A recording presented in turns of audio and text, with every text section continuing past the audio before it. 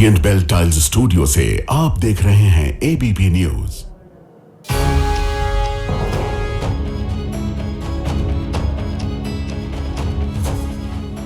नमस्कार, मैं हूं प्रतिमा मिश्रा। आज दिन की बड़ी खबरों के साथ आइए शुरू करते हैं भारत की बात। शुरुआत उन खबरों से जिन पर विस्तार से करेंगे चर्चा। यूपी के सियासी गलियारों में आज नमूना शब्द जमकर ट्रेंड कर रहा है। योगी अखिलेश के बीच शुरू हुआ ये नमूना संवाद कैसे 27 की चुनावी जंग तक जाने वाला है, इसका विश्लेषण हम करेंगे। यूपी में कोडीन कफ सिरप पर तेरा फोटो वर्सेस मेरा फोटो वाली फाइट चल रही है। इस फाइट में आरोपियों के फोटो वाली कौन सी नई एल्बम रिलीज हुई है, वो भी आज हम आपको दिखाएंगे।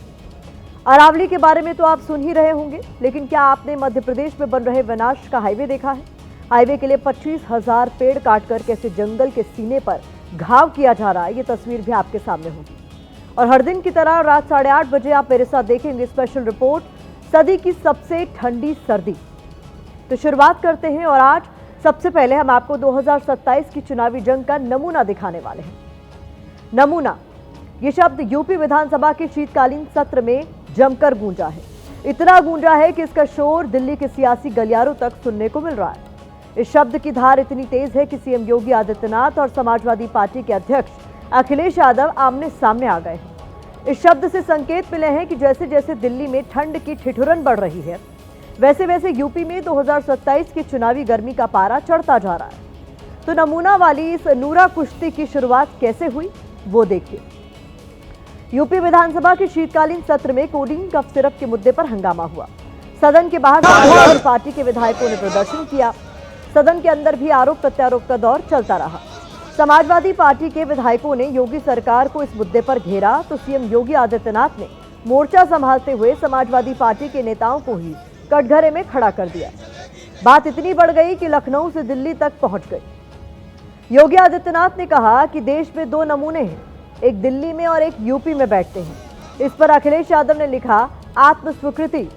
किसी को उम्मीद नहीं थी कि दिल्ली लखनऊ की लड़ाई यहां तक पहुंच जाएगी। आगे सीएम योगी आदित्यनाथ ने कहा कि जब देश में कोई चर्चा होती है तो तुरंत वो देश छोड़कर भाग जाते हैं, और मुझे लगता है कि यही आपके बबुआ के साथ हो रहा होगा। अखिलेश यादव ने पलटवार किया कि संवैधानिक पदों पर बैठे लोग आपस में कुछ तो लोक लाज रखें और मर्यादा की सीमा न लांघें। योगी आदित्यनाथ ने यह भी कहा कि वो भी देश से इंग्लैंड जाएंगे और सैर सपाटे में, और आप लोग यहां चिल्लाते रहेंगे। अखिलेश यादव ने जवाब में लिखा कि भाजपाई अपनी पार्टी के अंदर की खींचतान को चौराहे पर न लाएं, कहीं कोई बुरा मान गया तो वापस जाना पड़ेगा। तो देखा आप कैसे दोनों नेताओं ने इशारों ही इशारों में एक दूसरे पर कटाक्ष किया। योगी आदित्यनाथ ने किसी का नाम तो नहीं लिया, लेकिन अटकलें लग रही हैं कि उनके टारगेट पर राहुल गांधी और अखिलेश यादव थे।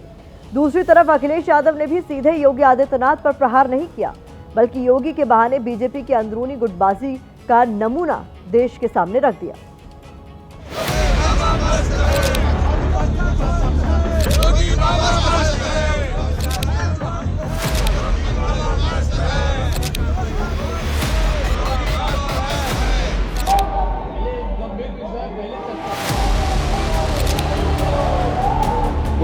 देश के अंदर दो नमूने हैं, एक दिल्ली में और एक लखनऊ में बैठते हैं। तो नोट कर लीजिए कि ये नमूना शब्द 2027 के चुनाव में जुबानी जंग का नैरेटिव सेट करेगा।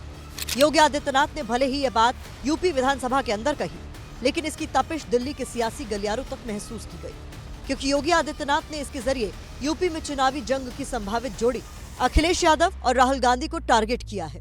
हालांकि ये सिर्फ अटकलें हैं, क्योंकि उन्होंने किसी का नाम नहीं लिया। देश के अंदर दो नमूने हैं, एक दिल्ली में और एक लखनऊ में बैठते हैं। जब देश में कोई चर्चा होती है तो तुरंत वह देश छोड़ करके भाग जाते हैं, और मुझे लगता है कि यही आपके बबुआ के साथ भी हो रहा होगा। वह भी देश से फिर जाएंगे इंग्लैंड की सैर सपाटे में, और आप लोग यहाँ चिल्लाते रहेंगे। कभी समाप्त कर दिया, उसका उत्तर आ गया। उनकी वाणी ऐसी निकलती है जो उनके सब अनुरूप नहीं रहता।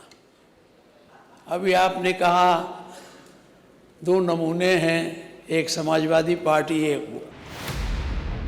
योगी का नमूना वाला शब्दबान बिहार के अप्पू टप्पू और पप्पू वाले जुबानी हमले का यूपी वर्जन है। गांधी जी के 3 बंदर थे, बुरा मत देखो, बुरा मत सुनो और बुरा मत बोलो, लेकिन आज इंडी गठबंधन के 3 और बंदर आ गए। पप्पू, टप्पू और अप्पू के नाम पर। बीजेपी में बड़े बड़े गप्पू हैं और उनके चप्पू हैं हमारे। उन्होंने गांधी जी गप्पू और चप्पू उन्होंने 2 ही हैं, वहां तो 2 ही होंगे ना, एक गप्पू और बाकी चंपू। आपने देखा होगा कि अखिलेश यादव अक्सर बीजेपी के अंदरूनी गुटबाजी को मुद्दा बनाते हैं। ये नैरेटिव सेट करने की कोशिश करते हैं कि योगी सरकार में सब कुछ ठीक नहीं है। डिप्टी सीएम केशव प्रसाद मौर्य और सीएम योगी आदित्यनाथ के बीच ठनी हुई है। बीजेपी सरकार के इंजन आपस में टकरा रहे हैं। माना जा रहा है कि योगी आदित्यनाथ ने अब अखिलेश यादव को उन्हीं हमलों का नमूना शैली में जवाब दिया है। देश के अंदर 2 नमूने हैं, एक दिल्ली में और एक लखनऊ में बैठते हैं। सुना है बीजेपी में आपस में कुछ चल रहा है, मार पिटाई भी चल रही है, एक दूसरे को नीचा दिखाने की चल रही है। गौर करने वाली बात यह है कि योगी आदित्यनाथ ने कांग्रेस के बहाने समाजवादी पार्टी को बैकफुट पर धकेलने की कोशिश की है, क्योंकि 2024 के चुनाव में अखिलेश और राहुल की जोड़ी ने यूपी में बीजेपी को करारा झटका दिया था, जब बीजेपी के मिशन यूपी को 33 सीटों पर ही रोक दिया था। अब योगी को डर है कि एक बार फिर 2027 के विधानसभा चुनाव में अखिलेश यादव और राहुल गांधी एक साथ उनके खिलाफ चुनावी ताल ठोकेंगे। ऐसे में 2 लड़कों की ये जोड़ी उनके 2027 के सिंहासन की राह में बड़ी चुनौती बन सकती है। यही वजह है कि उन्होंने अभी से इस जोड़ी को टारगेट करना शुरू कर दिया है। हालांकि अखिलेश यादव ने भी योगी की रणनीति पर बखूबी पलटवार किया है। उन्होंने अकेले सीएम योगी आदित्यनाथ को निशाना नहीं बनाया, बल्कि लखनऊ से दिल्ली तक बीजेपी की अंदरूनी कलह को मुद्दा बनाकर योगी सरकार को बैकफुट पर धकेलने की कोशिश की। सरकार पूरी तरीके से बचाव की मुद्रा में है। इनके स्वास्थ्य मंत्री जो हाफ, जिसको माननीय अखिलेश यादव जी ने सही कहा, वो हाफ में, जब उनको मेरे सवाल का जवाब देना था, जवाब नहीं दे पाए। तो तस्वीरों पे ना जाएं, सत्यता पे जाना चाहिए। इसकी सीबीआई जांच हो, क्योंकि ये अंतर्राज्यीय और अंतर्राष्ट्रीय विषय है। फिलहाल माना जा रहा है कि यहां से 2027 की चुनावी जंग का शंखनाद हो चुका है। आने वाले दिनों में इस पर और जुबानी शोले उठने की आशंका है। तो जुबानी टक्कर आपने देखी, अब इस टक्कर से कैसे 27 की चुनावी जंग का नमूना दिखा है वो आपको समझाते हैं। यहां से योगी आदित्यनाथ और अखिलेश यादव के बीच सीधी जुबानी जंग तेज हो सकती है। कोडीन सिरप की लड़ाई 2027 के चुनावी रण तक जा सकती है। भ्रष्टाचार 2027 में चुनावी मुद्दा बन सकता है। इसके अलावा लॉ एंड ऑर्डर का मुद्दा फिर एक बार 2027 के चुनावी एजेंडे में टॉप पर रह सकता है। वहीं बीजेपी फिर एक बार उसी नैरेटिव पर आगे बढ़ सकती है जिसपे वो बुलडोजर राज को न्याय का प्रतीक बताती है।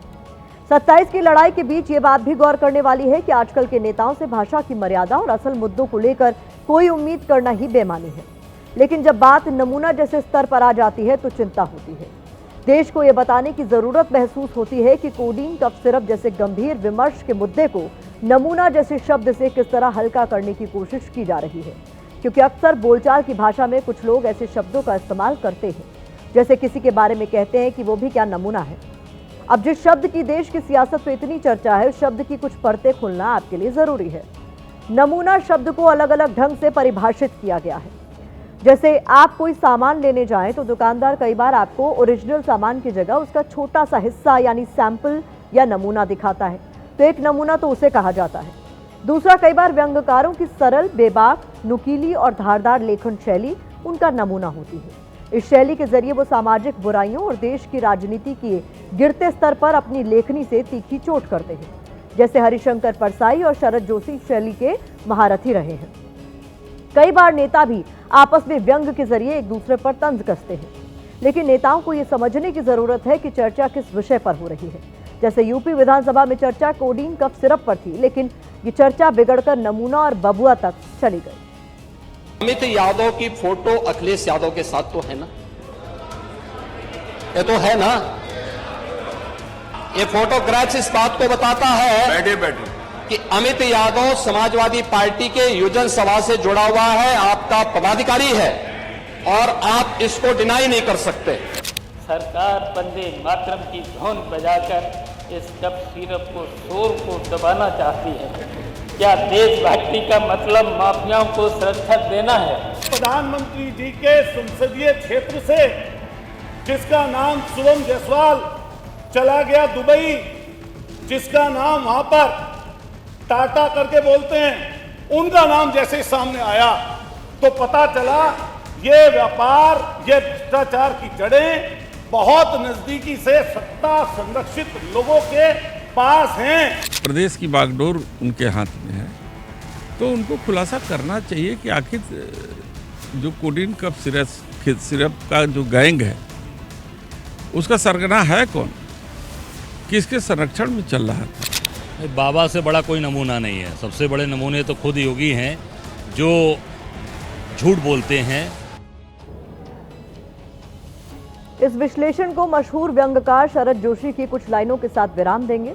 उन्होंने लिखा है कि राजनीति के चरित्र में एक ही खूबी है कि उसका कोई चरित्र नहीं होता। यही वजह है कि राजनेताओं को अपना चरित्र बनाने के लिए वक्त वक्त पर ऐसे सियासी जुमलों की जरूरत पड़ती रहती है। अब अपनी दूसरी खबर का रुख करते हैं। देश में इस वक्त अरावली पर्वत श्रृंखला को लेकर काफी शोर है। अरावली के भविष्य पर संकट की बातें हो रही हैं, जगह जगह प्रदर्शन हो रहे हैं। लेकिन संकट सिर्फ अरावली पर्वत श्रृंखला पर ही नहीं, बल्कि विकास के नाम पर विनाश की तस्वीरें दूसरे राज्यों में भी दिख रही हैं। पहली तस्वीर एमपी के सागर और छतरपुर की है, जहां घने जंगलों के बीच 526 किलोमीटर लंबे हाईवे के लिए 25,000 से ज्यादा पेड़ काट दिए गए। दूसरी तस्वीर देहरादून में पेड़ों के कब्रिस्तान बने रायपुर रोड की है। यहाँ शस्त्रधारा रोड से हटाए गए पेड़ों को ट्रांसप्लांट यानी रीलोकेट किया गया था, लेकिन आज स्थिति यह है कि ज्यादातर पेड़ सूख चुके हैं। तीसरी तस्वीर अरावली की है, जहां अरावली के अस्तित्व पर बहुत बड़ा संकट मंडरा रहा है। अरावली को बचाने के लिए जगह जगह प्रदर्शन हो रहे हैं। ये तीनों तस्वीरें हमारे पर्यावरण से जुड़ी हुई हैं, आपकी और हमारी सांसों से जुड़ी हुई हैं। इसलिए आज हमने भारत की बात पे इस मुद्दे को उठाया है। पहले अरावली पर उठी विरोध की आंधी पर एक रिपोर्ट आप देखिए, फिर देहरादून और एमपी में हो रहे विकास के नाम पर विनाश की डरावनी तस्वीर आपके सामने रखेंगे।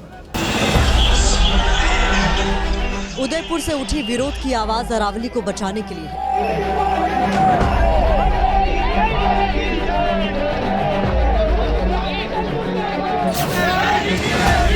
सिरोही में अरावली को बचाने के लिए आंदोलन रफ्तार पकड़ चुका है।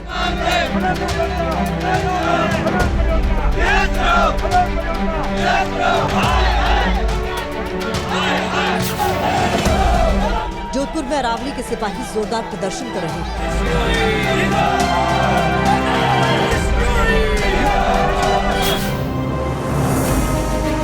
सरकार कह रही है कि सुप्रीम कोर्ट ने जो परिभाषा दी है उससे 90% एरिया पूरी तरह सुरक्षित है, लेकिन अरावली को लेकर लोगों का डर बढ़ता जा रहा है। इसलिए राजस्थान के राजसमंद में अखिल भारत हिंदू क्रांति सेना सड़कों पर उतर आई। अरावली बचाओ रैली निकालकर कलेक्टर को ज्ञापन सौंपा। अरावली को 100% सुरक्षित रखें, हमारा यही उद्देश्य है और हम इसीलिए कलेक्टर साहब को ज्ञापन देना है। सुप्रीम कोर्ट ने 20 नवंबर 2025 को पर्यावरण मंत्रालय की समिति की सिफारिश स्वीकार कर अरावली की नई परिभाषा तय की थी, जिसमें कहा गया कि केवल उन पहाड़ों को अरावली का हिस्सा माना जाएगा जो आसपास की जमीन से 100 मीटर या उससे ज्यादा ऊंचे हैं। इसके बाद से ही राजस्थान से लेकर दिल्ली तक विरोध हो रहा। उदयपुर में भी लोगों का गुस्सा सड़कों पर नजर आया। जिला कलेक्ट्रेट के बाहर बड़ी संख्या में पर्यावरण प्रेमी, सामाजिक कार्यकर्ता और आम नागरिक इकट्ठा हुए और सुप्रीम कोर्ट के फैसले के खिलाफ प्रदर्शन किया। प्रदर्शनकारियों का कहना है कि उदयपुर और मेवाड़ की ज्यादातर पहाड़ियां 100 मीटर से कम ऊंचाई की हैं। यहाँ पहाड़ियां जल संरक्षण, हरियाली और जलवायु संतुलन में अहम भूमिका निभाती हैं। इस फैसले से अरावली क्षेत्र में खनन और अंधाधुंध दोहन का रास्ता खुल जाएगा। जल जंगल जीवन के पीछे पड़ गई है सरकार और इनके हाथ में मैनेजमेंट रहेगा। खाली कुछ सरकार की ईट से ईट बजा देंगे और ये जो भी फैसला है जो सुप्रीम कोर्ट ने दिया है उसको वापस लेना पड़ेगा। अरावली पर्वत श्रृंखला गुजरात, हरियाणा, एमपी और दिल्ली तक फैली हुई है, लेकिन इसकी नई परिभाषा से लोग डरे हुए हैं। डर अरावली के वजूद के खत्म होने का, डर खनन का। सबसे पहला प्रभाव तो ये होगा जो लोग अवैध खनन को इसको खूब करेंगे, इसका प्रत्यक्ष प्रभाव यहाँ की ह्यूमन लाइफ और यहाँ की प्रकृति पर पड़ेगा, जिससे टेम्परेचर में बहुत बड़ा बदलाव आएगा। अरावली दुनिया की सबसे पुरानी पर्वत श्रृंखलाओं में से एक है। अरावली में सबसे ऊंची चोटी गुरु शिखर है जो 1722 मीटर ऊंची है। गुरु शिखर चोटी राजस्थान के सिरोही जिले में आती है। सिरोही जिले में भी अरावली को लेकर लोग सड़कों पर उतरे। डर वही है खनन परियोजना लागू हुई तो अरावली को बहुत नुकसान होगा, जिससे पूरा इकोसिस्टम बिगड़ जाएगा।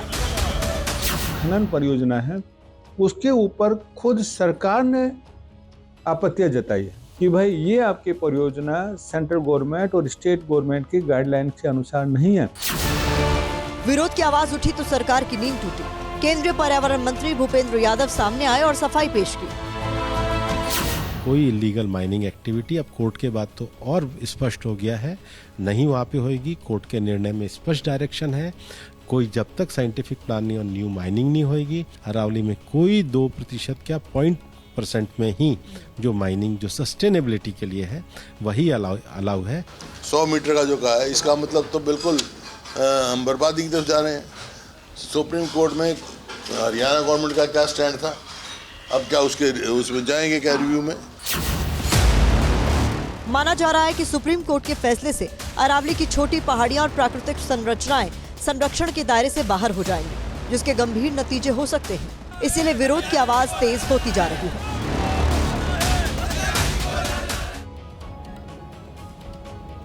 अरावली के अलावा पर्यावरण का गला मध्य प्रदेश में भी घोटा जा रहा है। जिस तस्वीर को इस वक्त आप टीवी स्क्रीन पर देख रहे हैं वो बता रही है कि कैसे जंगलों का सफाया किया जा रहा है। जंगलों के बीचों बीच आपको एक लाल पट्टी नजर आ रही होगी। ये लाल जमीन इसलिए दिख रही है क्योंकि यहाँ हाईवे के लिए हजारों पेड़ों की बलि दे दी गई है। एमपी के सागर और छतरपुर के घने जंगलों के बीच से हाईवे बन रहा है। 526 किलोमीटर लंबा ये 4 लेन हाईवे भोपाल से कानपुर को जोड़ेगा। भारतमाला परियोजना के तहत बन रहे इस इकोनॉमिक कॉरिडोर के लिए 269.34 एकड़ में पेड़ काटे गए हैं। जिन पेड़ों पर कुल्हाड़ी चली है उनकी संख्या 25,000 से ज्यादा है। National highway authority of India ने 5 जुलाई 2024 को दी रिपोर्ट में कहा था कि कटाई की भरपाई के लिए 543 एकड़ में पौधारोपण होगा, यानी पेड़ लगाए जाएंगे, लेकिन अब तक ऐसा हुआ नहीं, जिस पर राजनीति गरमाई हुई है।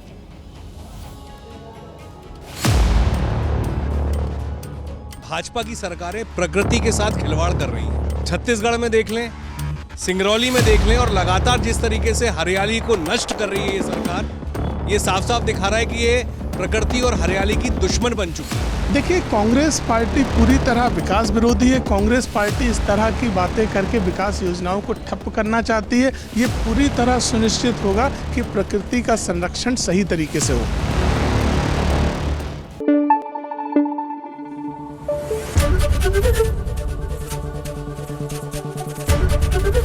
एबीपी न्यूज आपको रखे आगे।